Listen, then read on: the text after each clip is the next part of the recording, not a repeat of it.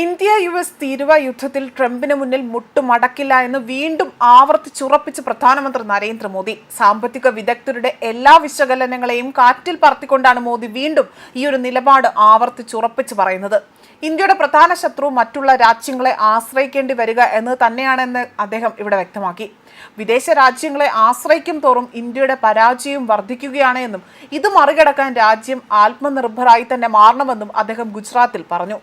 മോദിയുടെ വാക്കുകൾ ഇങ്ങനെയായിരുന്നു: ലോകത്ത് നമുക്കൊരു പ്രധാന ശത്രുവില്ല. നമ്മുടെ യഥാർത്ഥ ശത്രു മറ്റുള്ള രാജ്യങ്ങളെ ആശ്രയിക്കേണ്ടി വരിക എന്നതാണ്.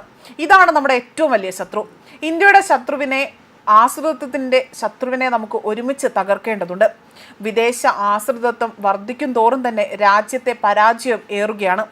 ആഗോള സമാധാനത്തിനും സ്ഥിരതയ്ക്കും സമൃദ്ധിക്കും ലോകത്തിലെ ഏറ്റവും വലിയ ജനസംഖ്യയുള്ള രാജ്യമാകട്ടെ ആത്മനിർഭരായി തന്നെ മാറണം.